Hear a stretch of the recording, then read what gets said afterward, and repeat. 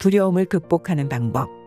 이 칼럼은 월드뷰 2021년 5월호에 실린 칼럼으로 성균관대학교 아동청소년학과 개건교수이며 동명대학교 연예민 교수가 쓴 칼럼입니다.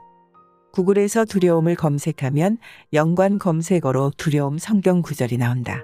자세히 살펴보면 두려움과 관련한 성경 구절을 정리한 언론이나 개인 블로그의 글이 제법 많이 올라와 있다. 이는 우리가 처한 현재 상황과 밀접한 관련성이 있다. 2020년 1월에 시작된 코로나19는 한 해를 넘어가며 여전히 현재 진행형이다. 이런 상황은 부정적 심리 증상을 겪는 사람을 증가시키고 있다.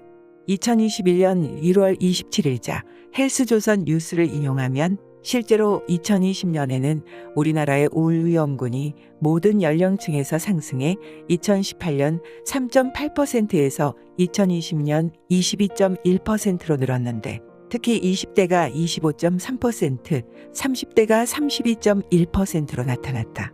이는 호우 태풍 피해자의 우울 위험군인 12.6%보다도 심각한 수준이다.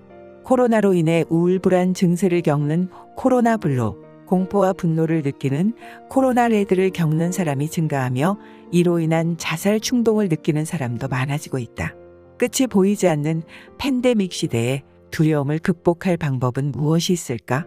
전문가는 어쩔 수 없는 상황을 수용하고 주변인과 서로 도움을 주고받는 것이 필요하다고 한다. 두려움의 실체. 그림책도 두려움을 다루며 이를 극복하는 방법을 제시하고 있다. 앙투안 기요페가 지은 누가 따라오는 걸까는 한 소년의 두려움을 글 없이 흑백의 그림으로만 표현했다. 어느 추운 겨울 숲을 가로질러 걸어가는 소년의 뒤를 늑대가 쫓아간다. 설상가상으로 많은 눈이 내리기 시작하고 소년은 더욱 바삐 걸어간다. 그러나 늑대는 점점 가까이 다가가고 마침내 날카로운 이를 드러내며 소년을 덮치고 만다. 하지만 이는 늑대가 소년을 해치려는 것이 아닌 쓰러지는 나무에서 구하려 한 행동임이 드러나고 소년은 늑대를 안아주며 이야기는 마무리된다. 이 작품은 따뜻한 반전이 드러나기 전까지 소년과 독자에게 동시에 극대화되는 두려움을 느끼게 한다. 앞뒤 표지를 펼쳐서 보여주는 그림은 숲속을 가로질러 걸어가는 소년과 그 모습을 지켜보며 따라가는 늑대가 그려져 긴장감을 드러낸다. 앞면지는 검은 밤의 하얀 설원을 보여주며 흑백의 조화를 극명하게 나타낸 반면 뒷면지는 왼쪽 숲이 끝나는 지점과 오른쪽은 불빛을 보여주며 숲을 빠져나온 이유를 그려냈다. 표제지는 누가와 걸가를 크게 강조한 폰트 옆에 푹푹 빠지는 눈길을 걸어가는 소년의 모습을 흑백으로 보여준 후 본문의 첫 장면에서 바로 그 소년이 숲으로 들어가는 장면을 연결해 보여주며 동시에 숨가쁘게 걸어가는 소년의 앞모습도 함께 그려낸다. 다음 장면은 숲에 들어가려고 서 있는 소년의 뒷모습과 그 나뭇가지 사이에 보이는 날카로운 눈을 뜬 늑대의 모습을 대비되게 배치해 이후 일어날 일에 대해 우려를 하게 한다. 작품은 소년을 전경에 배치하고 그 모습을 옆과 위, 앞과 뒤, 다각도로 그려 독자와 소년 간의 심리적 거리감을 좁히며 공감할 수 있게 했다. 이와 반대로 소년을 쫓는 늑대의 모습은 시간이 지나면서 점점 가까이 그려져 그 긴장감을 극대화한다. 이처럼 작품의 표현은 이야기가 전개될수록 두려움을 배가시키며 늑대가 소년을 덮치는 장면에서 그 정점을 찍는다. 두려움은 이를 인식하기 시작하면 또 다른 두려움을 낳아 무섭게 그 몸집을 부풀린다. 이 책은 그러한 두려움의 증폭을 실감나게 그려냈다. 결국 두려움은 생명을 구하고자 한 늑대의 실체를 깨달았을 때 완전히 사라졌다. 깊은 밤, 추운 겨울의 숲속은 두려움의 시간이자 공간일 것이다. 여기에 그 실체를 알 수 없는 누군가 쫓아온다고 인식되면 그 두려움은 걷잡을 수 없이 커진다. 작품에 몰입하며 느꼈던 두려움을 우리는 현실에서도 간간히 느끼곤 한다. 앞으로의 미래를 예측할 수 없어 막막하게 느껴지는 깜깜한 현실, 따뜻하게 보호하고 안아줄 그 누군가가 없다는 추운 현실, 무엇인지 알 수 없지만 끊임없이 나를 쫓고 삼키려 하는 듯한 두려운 현실은 우리를 무너뜨리려 한다. 두려움을 극복하는 방법. 이러한 두려움을 극복하고자 노력하는 인물이 주인공 또르이다. 또르는 소심한 꼬마 고슴도치로 깜짝 놀라거나 부끄러울 때 몸을 또르르 말아 그 상황을 회피한다. 그래서 숲속 이웃과 친해지지 못한 또르에게 엄마는 용감하게 마주보고 인사할 수 있도록 연습을 시켰다.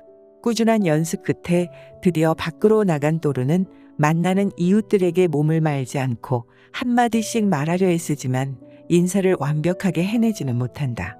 점점 긴장감과 두려움이 커진 또르는 결국 커다란 곰을 만나 정신을 잃고 만다. 다시 눈을 뜬 또르 앞에 걱정하는 이웃들의 모습이 보이고 마침내 또르는 인사를 하며 이웃과 관계를 맺게 된다.